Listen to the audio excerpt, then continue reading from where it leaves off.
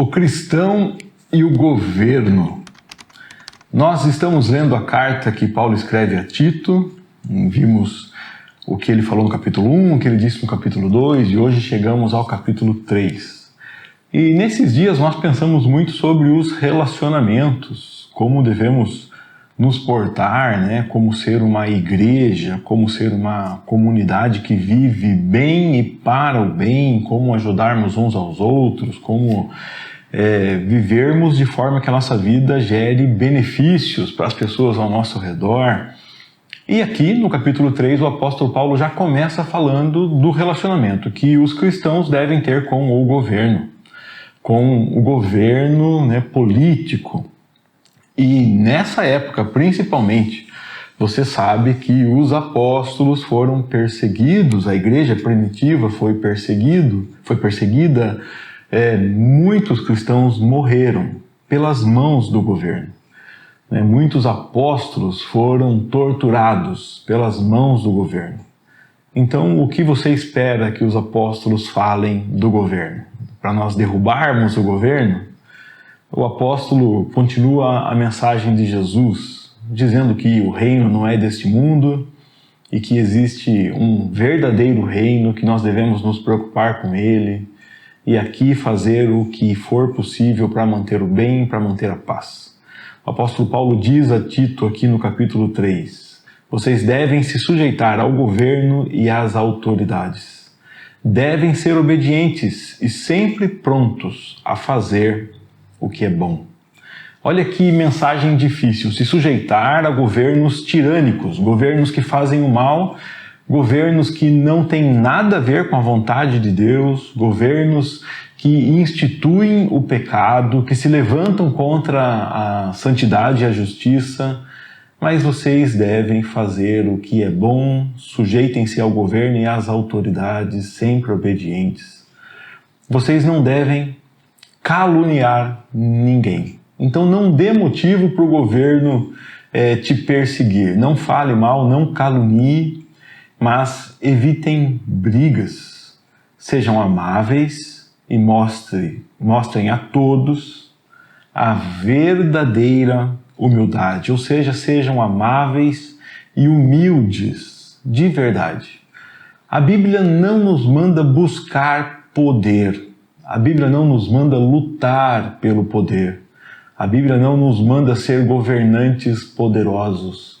Mas inúmeras vezes ela nos manda ser humildes, obedientes, servos uns dos outros, lembrando que somos membros do mesmo corpo, lembrando que o nosso verdadeiro rei, que é o cabeça desse corpo, é Jesus Cristo, e que ele sim conduz todas as coisas, quando tudo vai bem e quando tudo vai mal. Então, a mensagem de Paulo para Tito para mim, para você também, é para sermos verdadeiramente humildes. Por quê? Porque antigamente, em outro tempo, Paulo fala, antes de sermos encontrados por Cristo, antes de termos essa vida de Cristo em nós éramos sim briguentos, não pensávamos, éramos insensatos, é o versículo 3, e desobedientes, vivíamos no engano e nos tornamos escravos de muitas paixões e prazeres, éramos cheios de maldade, éramos cheios de inveja, odiávamos uns aos outros e o governo e tudo mais, e demonstrávamos este ódio, mas nós éramos assim.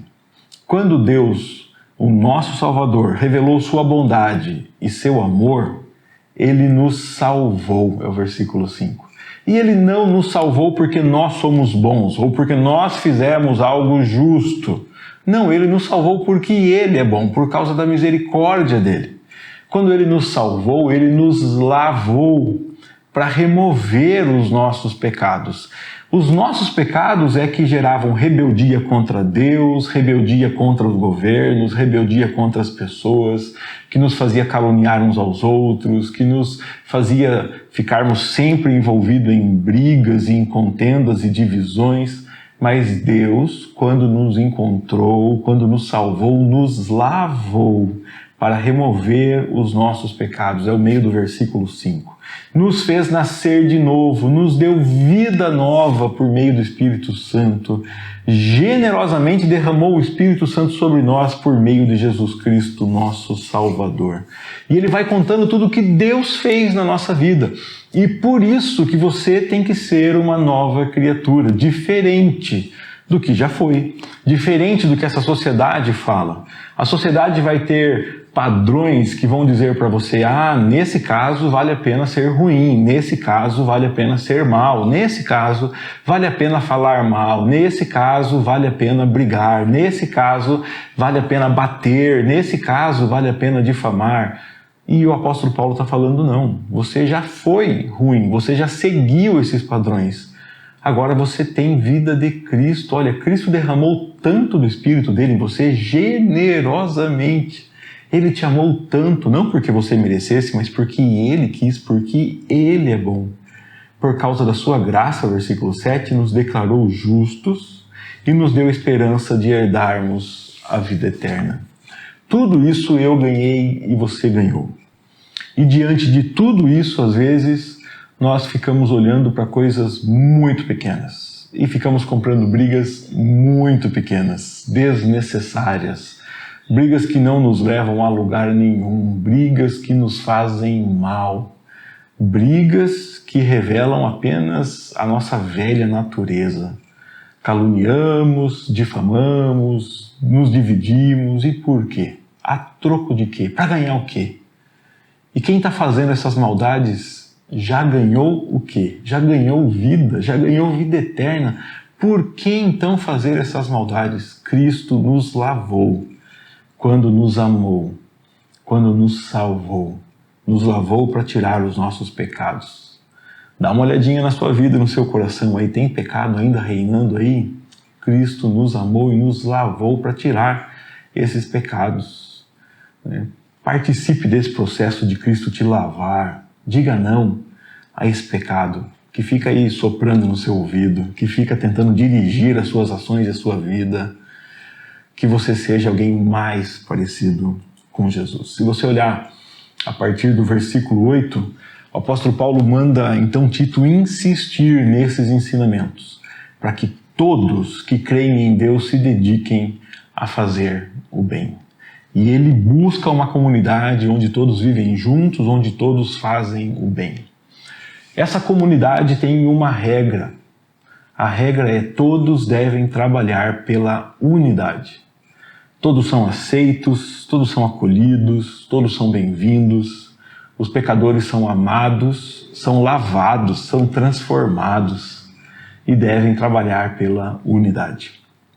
Tem uma coisa que Deus fala ao longo da Bíblia que Ele detesta, que são pessoas que causam discórdia, divisões, que dividem irmãos, que dividem os filhos de Deus. E aqui não é diferente. Olha o versículo 10. Se alguém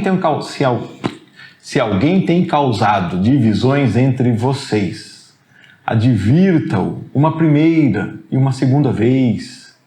Depois disso, não se relacione mais com ele. Tais indivíduos se desviaram da verdade e condenaram a si mesmos com seus pecados. Olha que alerta. Se você causa divisão, você está se condenando com seus pecados. Se você causa união, você está demonstrando que foi lavado e que a vida de Cristo existe dentro de você. Então, se você entende que você fala coisa que separa os irmãos, olha, fica quieto, não fala. Se você entende que você vai fazer coisa que separam os irmãos, não faça. Se você entende que as suas ações vão contra a igreja de Cristo, que vai separar, que vai contaminar, não faça. Que Deus te use para unir, santificar, purificar, para fazer tudo que Jesus faz, tudo que os seus apóstolos ensinam a fazer. Que nós possamos insistir nesses ensinamentos, como lemos aqui no versículo 8, para que a igreja de Cristo seja igreja. Seja a igreja que é cada vez mais humilde, a igreja que é cada vez mais acolhedora, a igreja que é lavada e que convida pessoas sujas, pecadoras, imundas, para que venham para casa, para ser lavados também. Que o Senhor nos abençoe a sermos, então, esses filhos e filhas dele que se comportam como ele.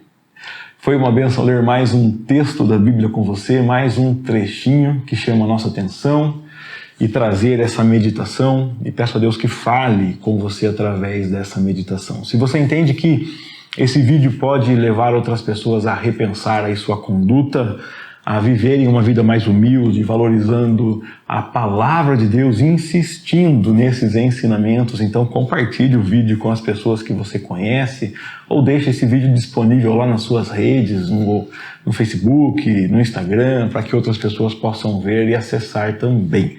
Antes de ir embora, lembra do meu convite, deixa o like no vídeo e verifica se está inscrito no canal.